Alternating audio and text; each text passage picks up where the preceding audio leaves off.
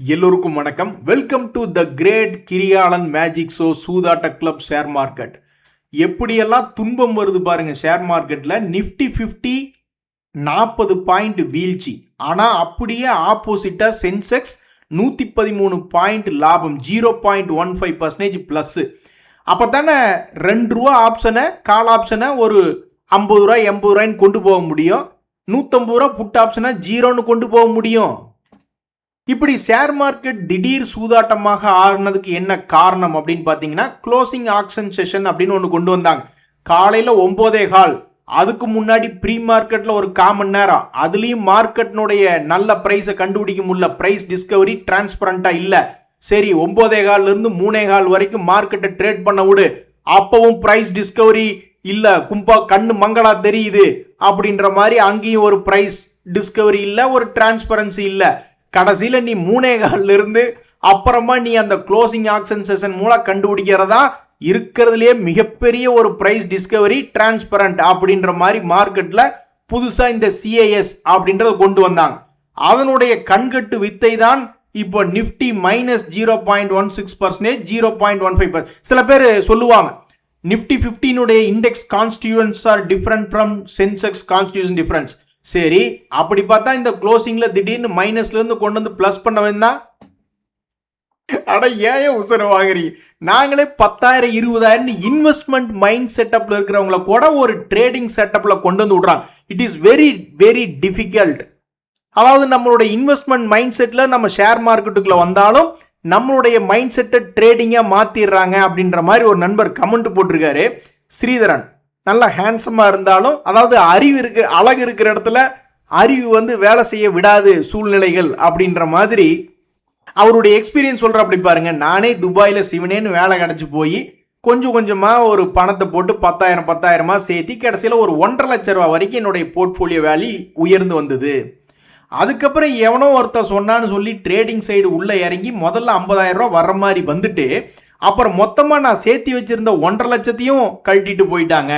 அதுக்கப்புறமும் கொஞ்சம் கொஞ்சமாக பணத்தை போட்டு கடைசியில் மொத்தமாக கணக்கெடுத்து பார்க்கல ₹3,50,000 லாஸ் அப்படின்றார். இதில் எவ்வளவு புரோக்கரேஜ், எவ்வளவு எஸ்டிடி, எவ்வளவு லாஸ் அப்படின்ற கணக்கு நம்மளுக்கு தெரில. ஆனால் மொத்தமாக ₹3,50,000 லாஸ் ஆயிடுச்சு. அதுக்கப்புறம் தான் நான் புரிஞ்சுக்கிட்டேன், சிவனேன்னு கொஞ்சம் கொஞ்சமாக இன்வெஸ்ட்மெண்ட் பண்ணி கடைசியில் போர்ட்ஃபோலியோவை பெருசாக்கிறதா நம்மளுக்கு நல்லது. நல்ல பொறுப்பான பையன்தான். என் வீடே என்ன நம்பி தான் இருக்கு. அதனால இனி வாங்குற சேலரி ₹65,000 அப்படியே பத்திரப்படுத்தணும். என்ன மாதிரி யாராவது போய் மாட்டிக்காதீங்க. நான் சொல்றது என்னன்னா, பேர பசங்களா அடி வாங்க நான் சொல்றேன்டா, ட்ரேடிங் வேணாம், பொறுமையா சம்பாதிக்கலாம். கொஞ்சம் கொஞ்சமா சேர்த்தி இப்ப வருஷம் டக்குன்னு ஓடி போயிடும். ஒரு 5 வருஷத்துக்கு முன்னாடி ஒரு 10,000 50,000 1,00,000 அப்படி இப்படின்னு சேர்த்தி திடீர்னு பார்த்தா ஒரு 6 வருஷம் கழிச்சு கையில் ஒரு 50 லட்சம் அப்படின்னு இருக்கும். அப்புறம் இன்னொரு 4-5 வருஷம் அப்படியே வண்டி உருட்டி விட்டோம்னு வச்சுங்க, டக்குன்னு 1 கோடி வந்துடும். அந்த மாதிரி பொறுமையாக சம்பாரிச்சுக்கலாம். நீ ராக்கெட் வேகத்தில் பணக்காரன் ஆயிரலான்னு நினச்சி உள்ளே போனீங்கன்னா ஜெட்டு வேகத்தில் உன்னை புதைச்சிருவாங்க அப்படின்ற மாதிரி ஒரு அனுபவஸ்தன் சொல்கிறாப்புல. ஸோ ஸ்டாக் மார்க்கெட்டில் இந்த மாதிரி மொத்தமாக சூதாட்ட கிளப்பாக மார்க்கெட் மாறிவிட்டது. Weekly 2 expiry, Nifty 1 Sensex 1. கண்கட்டு வித்தை மாதிரி எவன் எக்ஸ்பைரியில் இருக்கானோ அவனை கடைசி 10 நிமிஷத்தில் மார்க்கெட்டில் என்ன வேணாலும் பண்ணலாம். ₹2 ஆப்ஷனை அப்படி கொண்டு போகலாம், ₹2 ஆப்ஷனை 0 பண்ணலாம், அல்லது 150 ஆப்ஷனை கூட 0 பண்ணலான்னு ஏதோ ஒன்று கண்கட்டு வித்தை மாதிரி கடைசி 10 நிமிஷத்தில் நடக்குது. நீ நாணயஸ்தனா இருந்தால் என்ன பண்ணியிருக்கணும்? சிஏஎஸ் அப்படின்னு சொல்றதுக்கு பதுவாக மொத்தமாக ஒரு நாள் பூரா ட்ரேட் பண்ண விட்டுட்டு அந்த மொத்த நாளினுடைய ட்ரேடு கடைசி விலைதான் மொத்தத்துக்கும் ஆவரேஜ் எடுத்தாதான் அது என்ன ஆவரேஜ் வருதோ அதுதான் ஆவரேஜ் அப்படின்ற மாதிரி சொல்லணும். அப்பதான் யாருனாலுமே ஏமாற்ற முடியாது. எவ்வளவு ஒரு சிம்பிள் லாஜிக் பாருங்க. அதாவது காலையில 9:15 மார்க்கெட் ஓபன் ஆகுது. அப்பிருந்து மொத்தமா மார்க்கெட்டை ட்ரேட் ஆக விட்டுட்டு கடைசி நிமிஷம் வரைக்கும் அதனுடைய மொத்தத்தினுடைய ஆவரேஜ் எடுக்கிறதா ஒரு நல்ல பிள்ளைக்கு அழகு. அது என்ன கடைசி 15 நிமிஷத்துல போய் நீ கண்டுபிடிக்கிறது அப்படின்ற மாதிரி ஏகப்பட்ட இன்வெஸ்டர்ஸை இந்த ₹2 ஆப்ஷன் ₹10 போகிறதும், ₹50 போகிறதும், ₹150 ஆப்ஷன் 0 போகிறதும் ஆசையை காமிச்சு மொத்தமாக நம்மளுடைய ஸ்டாக் மார்க்கெட்டே ஒரு சூதாட்ட கிளப் மாதிரி ஆயிடுச்சு. இந்த நண்பர் எப்படியோ அதிலிருந்து வெளியே வந்து ஒன்லி இன்வெஸ்ட்மெண்ட் அப்படின்ற மாதிரி தெளிவாக வந்திருக்கிறார். நண்பர்களே, மார்க்கெட்டில் வேறு என்ன செய்திகள் அப்படின்னு பார்த்தீங்கன்னா, அடுத்த மாசத்துல வந்து 15-16 யூஎஸ் ஃபெட்டினுடைய மீட்டிங் நடக்குது.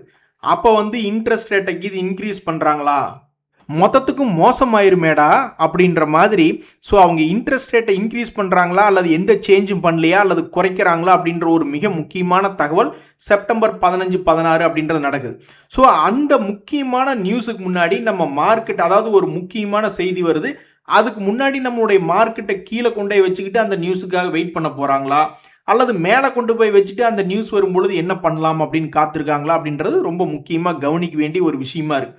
ஏன்னா நம்மளுடைய மார்க்கெட் வந்து தற்போது 200 டேஸ் மூவிங் ஆவரேஜ் அப்படின்ற முக்கியமான செய்தியில் இருக்கு. கரெக்டாக 200 டேஸ் மூவிங் ஆவரேஜ்க்கு மேலே ஆல்மோஸ்ட் ஒரு 10 நாளாக இந்த மாசமே ஓடி போச்சு நண்பர்களே, அந்த 200 டேஸ் மூவிங் ஆவரேஜுக்கு பக்கத்திலேயே. ஆனால் எந்த ஒரு டெசிஷனும் இது வரைக்கும் நம்மளுடைய நிஃப்டி என்பது எடுக்கல. தொடர்ந்து மேலே ஏறானா கீழே ஏறானா அப்படின்றது தெரியல.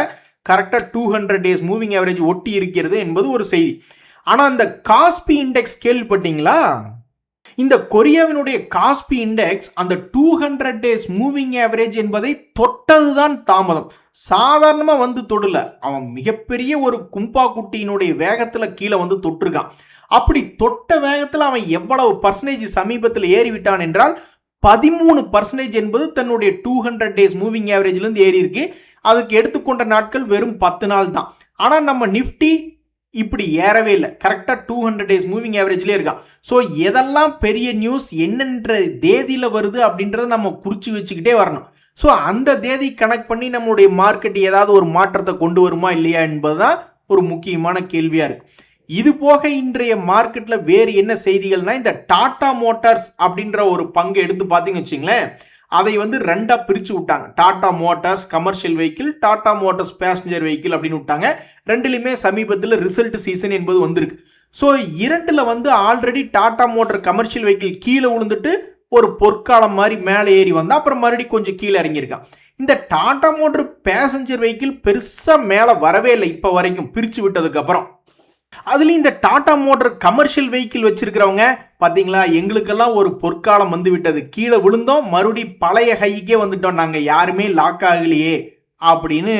டேய், நீங்கள்லாம் 4 சக்கரம் போட்டு ஓட்டுறவங்கடா, நாங்கள்லாம் 6 சக்கரம் போட்டு ஓட்டுறவங்க அப்படின்ற மாதிரி ஒரு கான்செப்டில் மேலே வந்துட்டானா என்னன்றது தெரியல. 1000 தான் இருந்தாலும் கமர்ஷியல் வெஹிக்கிள் அப்படின்ற மாதிரி அது வி ஷேப்பில் ரெக்கவரி ஆகிட்டான். நம்மளால இன்னும் இந்த டாடா மோட்டார் பேசஞ்சர் வெஹிக்கிள் இன்னும் ஸ்டார்ட் பண்ணி நிறுத்தினதோட சரி. இன்னும் அதாவது இதனுடைய பழைய சமீபத்தில் 400 வந்திருக்கேன்னு நீங்கள் நினச்சிக்காதீங்க. அவன் ஆக்சுவலாக அவன் மேலே வரணும் அப்படின்னு ஆசைப்பட்டு பழைய ரேட்டெல்லாம் வரணும்னா 700 பக்கத்துலேயோ அல்லது கடைசியில் 500க்கு பக்கத்திலேயே வந்தால் தான் இதுக்கு ஒரு மதிப்பும் மரியாதையும் ஒரு பொற்காலம் அப்படின்னு வசந்த காலம் அப்படின்ற சொல்ல முடியும். ஸோ இப்போதைக்கு நியூஸ்களிலே இருக்கக்கூடிய பங்குகளில் இந்த டாடா மோட்டார்ஸ் அப்படின்றதும் இருக்கு. நெட்வெப் அப்படின்ற பங்குமே செய்திகளில் இருக்கு. அதாவது நம்ம இந்தியாவில் சமீபத்தில் எந்தெந்த செக்டரில் முதலீடுகள் அதிகமாக இருக்கு, ஃபியூச்சரிஸ்டிக் செக்டர்கள் அப்படின்னா அதில் இந்த டேட்டா சென்டர் அப்படின்ற செக்டரும் வருது. அதில் ஒரு முன்னணி பங்காக இந்த நெட்வெப் டெக்னாலஜிஸ் என்பது இருக்கு. சமீபத்தில் ஆல் டைம் ஹை அப்படின்ற மாதிரி சமீபத்தில் வந்திருந்தது, அதுக்கப்புறம் பெருசாக ஏறல. ஸோ இன்றைய தேதியில் மறுபடியும் அந்த ஆல் டைம் ஹை அப்படின்ற ஒரு செய்தியில் இந்த நெட்வொர்க் டெக்னாலஜிஸ் என்பது வந்திருக்கு. இனி இதுக்கு அடுத்தடுத்த நாட்களில் இந்த பங்கு என்னாக போகிறது அப்படின்றத பார்க்கறதுக்கு ரொம்ப சுவாரஸ்யமாக இருக்கு. இது இல்லாமல் இந்த விஐபி இண்டஸ்ட்ரீஸ், கோகுல்தாஸ் எக்ஸ்போர்ட்ஸ் அப்படின்ற பங்குகளுக்கெல்லாம் என்ன ஆயிருந்தது அப்படின்னு பார்த்தீங்கன்னா அதில் 2 செய்தி. ஒன்று, இந்த ரெண்டுமே எக்ஸ்போர்ட் ஓரியன்டான பங்குகளில் சமீபத்தில் யூரோப்பியன் யூனியன், யுனைடெட் கிங்டமோட எல்லாம் நம்மளுக்கு ஃப்ரீ ட்ரேட் அக்ரிமெண்ட் வந்திருக்கு. அது போக அமெரிக்கா கூட பேசிக்கிட்டு இருக்கோம் அப்படின்றதுல இவங்க எக்ஸ்போர்ட் ஓரியன்டாகவும் இருக்கிறாங்க. அப்படி இருக்கும்பொழுது இந்த விஐபி இண்டஸ்ட்ரீஸ் சதா நஷ்டம்னே சமீபத்தில் ரிப்போர்ட் பண்ணிட்டு இருக்கு. ஆனால் அவர்களுடைய சேல்ஸ் என்பது பார்க்கும் பொழுது நிலையை நிறுத்தி வச்சிருக்காங்க. கடந்த 3 வருடமாக 600 கோடி 500 கோடி 400 கோடி அப்படின்றது அவங்களுடைய சேல்ஸை நிறுத்தி வச்சிருந்தாலும் ஏனோ தெரியல தொடர்ந்து ஒரு லாஸ் மேக்கிங் என்பதாகவே சமீபத்தில் ரிப்போர்ட் வந்துகிட்டு இருக்கு. இந்த நேரத்தில் இந்த பங்குல சமீபத்தில் இதுக்கு முன்னாடி 400 ரூபா ரேஞ்சில் ஒரு மிகப்பெரிய ஒரு வால்யூம் என்பது நடந்திருக்கு. அதுக்கப்புறம் சமீபத்தில் இந்த 300 ரூபா ரேஞ்சில் ஒரு வால்யூம் என்பது அதிகமாக நடந்திருக்கு. ஸோ இந்த பங்கு என்ன செய்ய போகிறது இந்த ஃப்ரீ ட்ரேட் அக்ரிமெண்ட்டுகள்னால அப்படின்றது ஒரு முக்கியமான கேள்வி. அதே மாதிரி இந்த கோகுல்தாஸ் எக்ஸ்போர்ட்ஸ் அப்படின்ற பங்குல சமீபத்தில் ஒரு ஹெவி வால்யூம் என்பது 2 முறை சமீபத்தில் நடந்திருக்கு. தற்போது இந்த பங்கு சிறிய அளவில் மேல் நோக்கி ஏறி வந்திருக்கு. தன்னுடைய பழைய ஹை பக்கத்தில் கொஞ்சோண்டு சமீபத்தில் 600 to 800 அப்படின்ற மாதிரி ஏறி வந்திருக்கு. ஸோ இது போன்ற பங்குகள் வரக்கூடிய நாட்களில் எப்படி இருக்கும் அந்த ஃப்ரீ ட்ரேட் அக்ரிமெண்ட்டை பொறுத்து அப்படின்றது பொறுத்து இருந்து தான் பார்க்கணும். இன்னொரு முக்கிய தகவல் ஷேர் மார்க்கெட்டில் என்ன அப்படின்னு பார்த்தீங்கன்னா, இந்த வாட்டர்வேஸ் லேசர் டூரிசம் அப்படின்றது இது தங்களுடைய ஷேரை 1:10 அப்படின்ற ரேஷியோவில் ஸ்பிளிட் பண்ணிக்கலாம். ஒரு ஷேர் 10 ஷேர் ஆகுது அப்படின்ற ஒரு தகவல். அதுக்குண்டான ரெக்கார்ட் டேட் ஆகஸ்ட் 26, அதுக்கு அப்ரூவல் கொடுத்துட்டாங்க அப்படின்ற ஒரு செய்தி. அதாவது இந்த வாட்டர்வேஸ் லேசர் டூரிசம் அப்படின்றது என்ன அப்படின்னு பார்த்தீங்கன்னா, கார்டிலியா குரூசஸ் அப்படின்ற ஒரு செக்டரை சார்ந்தது, ஒரு டூரிசம் செக்டர்.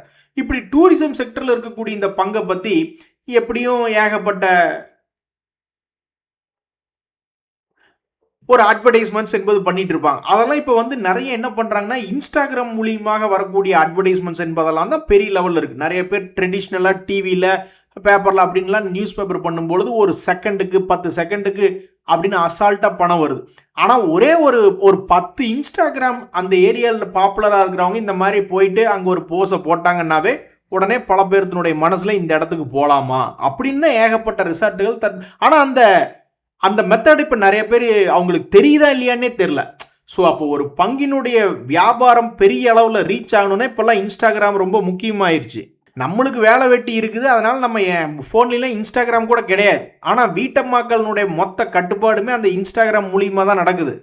நான் என் வீட்டில் நடக்கக்கூடிய விஷயத்தை வச்சு சொல்கிறேன். ஸோ அப்போ இன்ஸ்டாகிராம் பல வீட்டில் அன்றாட வாழ்க்கையில் ஒரு அங்கமாக விட்ட இந்த நேரத்தில் இந்த வாட்டர்வேஸ் லேசர் அப்படின்ற பங்கு தன்னுடைய சேல்ஸை இன்க்ரீஸ் பண்ணியிருக்கு அப்படின்னு பார்த்தோம்னா, இந்த ஜூன் குவார்ட்டரில் சேல்ஸ் இன்க்ரீஸ் பண்ணியிருக்கு, லாபமும் 23 கோடி அப்படின்னு வந்திருக்கு. ஸோ தற்போது ஐபிஓ மூலியமாக வந்திருக்கக்கூடிய இந்த கார்டிலியா அப்படின்ற பங்குல தற்போது 625 900 வரைக்கும் ஒரு முறை மூவ்மெண்ட் ஆயிருக்கக்கூடிய இந்த பங்குல இப்போ ஸ்பிளிட் ஆக போகிறது அப்படின்ற ஒரு தகவல்.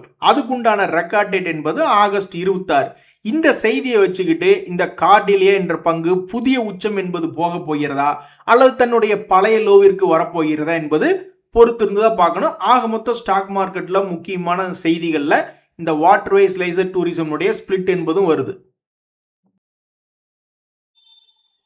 நண்பர்களே, இன்னொரு நியூஸ் என்ன படிச்சுக்கிட்டு இருந்தேன். அதாவது சென்னை ப்ராப்பர்ட்டி டேக்ஸ் சில பேர்த்துக்கு நோட்டீஸ் அதிகமாக வந்திருக்கிறது. இதுக்கு முன்னாடி வருஷத்தில் கட்டியிருப்பாங்க, இப்போ அதிகமாக வந்திருக்குன்னா அது டேக்ஸ் ரேட் ஏறினதுனால வந்திருக்கான்னா அப்படி கிடையாது.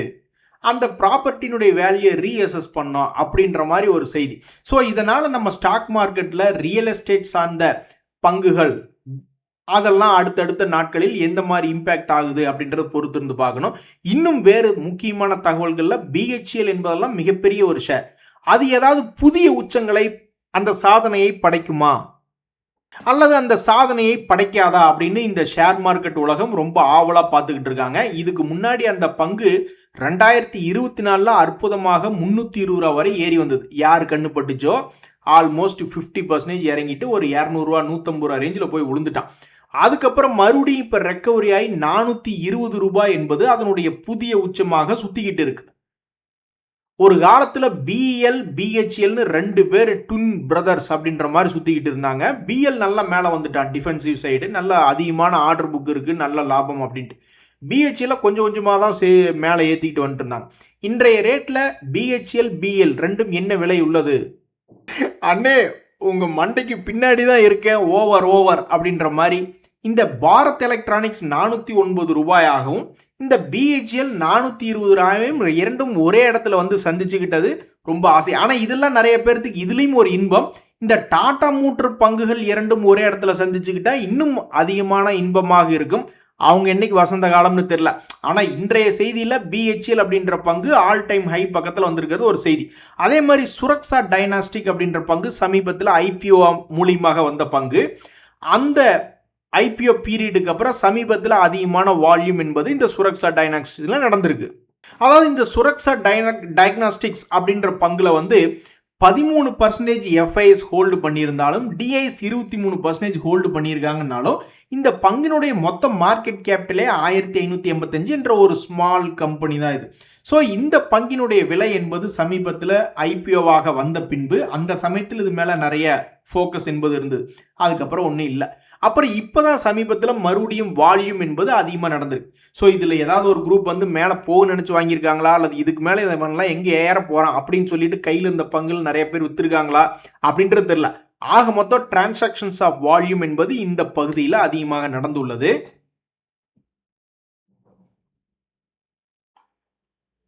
அது எல்லாத்துக்குமே தெரியும் நண்பர்களே, எல்லாமே கீழிருந்து மேலே வந்த பங்குகள் தான்.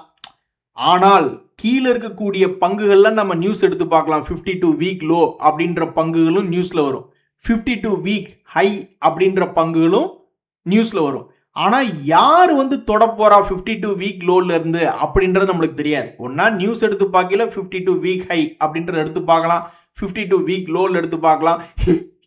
எங்களுக்கு தேவையான நியூஸ் என்னன்னா, எவன் 52 வீக் லோல இருந்து 52 வீக் ஹை போக போறான் அப்படின்றதா நம்மளுக்கு தெரியாது. ஆனாலும் பாருங்க, நம்மளுக்கு இப்ப சில செய்திகள், மிதானி அப்படின்ற ஒரு ஷேர், அதை எடுத்து நம்ம இப்ப பாக்குறோம்.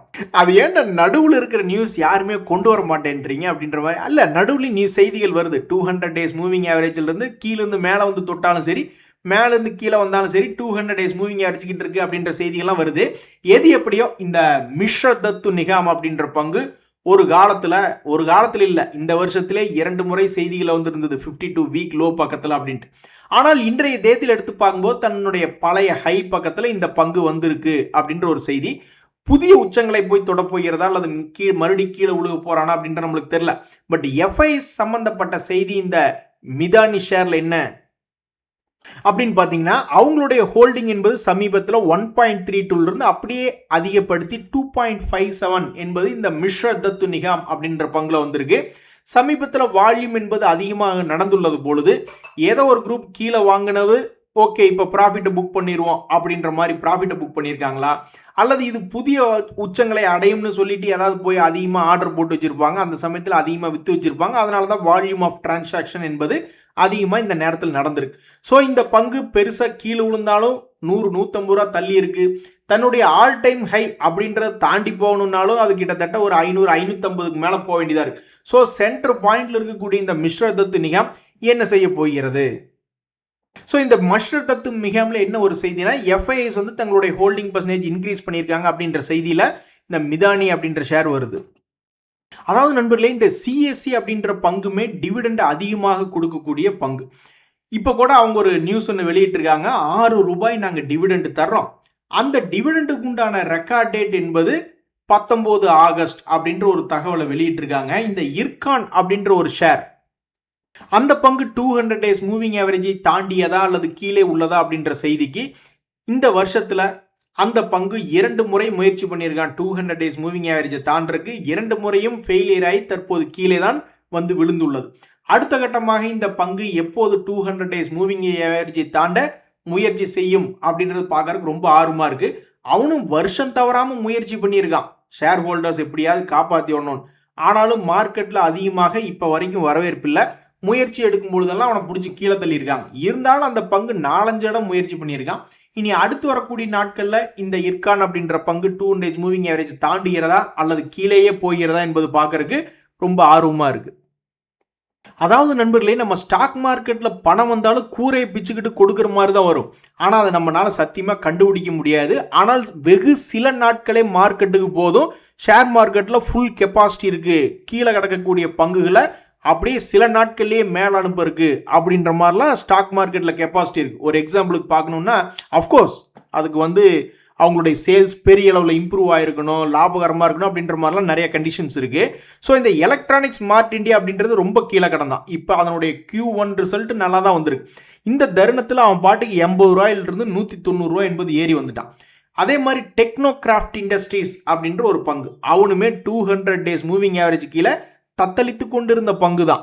அவன் பாட்டுக்கு 1500 ரூபாயிலிருந்து 3000 அவனு பணத்தை டபுள் பண்ணி விட்டுட்டான். ஸோ ஸ்டாக் மார்க்கெட்டில் கீழே விழுகிறதும் மேலே வர்றதும் ஒரு சகஜமாக நடக்கக்கூடிய விஷயம் தான். ஆனால் அது எந்த ஷேரில் எப்போ நடக்கும் அப்படின்ற மாதிரி தான் நம்மளால கண்டுபிடிக்க முடியாது. நம்ம 52 வீக் லோ லிஸ்ட் அப்படின்ற மாதிரி ஸ்டாக் மார்க்கெட்டில் பல்வேறு ஸ்க்ரீனர்களை எடுத்து வைக்க முடியும். ஒரு உதாரணத்துக்கு HDFC பேங்க் எவ்வளோ பெரிய பங்கு, அவனே 52 வீக் லோவில் தான் இருக்கான். ஆக்சிஸ் பேங்க்கு அது மாதிரி எத்தனையோ பங்குகள் 6 month low, 3 month low, 1 year low அப்படின்னு ஏகப்பட்ட பங்குகள் லோன்னு கீழே வந்து விழுந்து கிடக்கு. எவனாவது ஏறுறானா பாரு அப்படின்ற மாதிரி இந்த ஏரியாவில் எத்தனையோ பேர் பணத்தை போட்டு பார்த்துக்கிட்டு இருப்பாங்க. ஆனால் அவங்களுக்கு இப்போ வரைக்குமே அது போன்ற பங்குகள் என்பது இப்போ வரைக்கும் ஏறல. இனி எதிர்காலத்தில் எப்போ ஏறுவான்னு தெரியாது. ஏறினா தான் நம்மளுக்கு செய்தியில் வருமே 52 வீக் ஹை அல்லது 3 months ஹை 6 month ஹையில் யார் வந்தாங்க நியூஸ் எடுத்து பார்த்தா தெரியும். ஆனால் இப்போ வரைக்கும் இது போன்ற பங்குகள் மேல் நோக்கி ஏறி வரல. அதுலேயும் குறிப்பாக பாருங்க, பாவம் ரயில்வே துறையை சார்ந்த பங்குகள் தான் ஏகப்பட்ட பேர் பாவம் உளுந்து கிடக்குறான். இவனுக்கு என்னைக்கு திரும்புவான்னு தெரியல. ஆனால் அந்த ரயில்வே துறையை வச்சிருக்கக்கூடிய பல பேர் என்ன நினைப்பாங்க, இருங்கயா நவம்பர் மாதம் டிசம்பர் மாதம் பிறக்கட்டும், அப்போ எங்கள் ஏதாவது ஒரு பட்ஜெட்டில் ஏதாவது ஒரு அதிரடி தாக்குதலுக்கு இது வரும் அப்படின்னு நாங்களே கற்பனை பண்ணிக்கிட்டாது என்னத்தையாவது ஒன்று பண்ணிக்கிட்டு இருப்போம். அப்போ பாருங்க எங்கள் வால்டிலிட்டியா அப்படின்ற மாதிரி நினச்சிக்கிட்டு இருப்பாங்க. ஆக மொத்தம் லிஸ்ட் என்பது எக்கச்சக்கமாக இருக்குது, கீழே விழுந்துட்டு ஏற வேண்டிய பங்குகள். ஆனால் மேலே ஏறி வந்து சாதித்தவர்கள் என்பது கம்மியாக இருக்குது. அது வரும்போது தான் நம்மளுக்கு செய்தியில் கிடைக்கும். எப்படி எல்லாருமே தான் பரீட்சைக்கு படிக்கிறோம், அதில் ஏதாவது ஒரு யாருப்பா டாப்பர் அப்படின்னு பார்த்துட்டு அவங்க ஃபோட்டோவை தானே எல்லா ஸ்கூல் முன்னாடி ஒட்டி வைக்கிறாங்க. அது மாதிரி நம்மளுக்கு வந்து யார் 52 வீக் ஹையி அல்லது பழைய ஹையை திருப்பி பிடிச்சவங்கன்ற செய்தி தான் நம்மளுக்கு கிடைக்குது. இல்லைன்னா கீழே விழுந்து கிடக்கிறவங்க யார் அப்படின்ற செய்தி தான் கிடைக்கிது. எவன்டா ஏற போகிறீங்க அப்படின்ற தகவல் மட்டும்தான் நம்மகிட்ட கிடைக்கிறது இல்லை. அதனால தான் நிறைய பேர் எஸ்ஐபி சிஸ்டமேட்டிக் இன்வெஸ்ட்மெண்ட் பிளான்ன்றது பண்ணி ஓரளவுக்கு ட்ரேடிங் லாஸ் எல்லாம் தப்பிச்சு வெளியே வர்றாங்க. இன்றைய தகவல் அனைத்து உங்களுக்கு உதவியாக எனக்கு மகிழ்ச்சி. ரொம்ப நன்றி, வணக்கம்.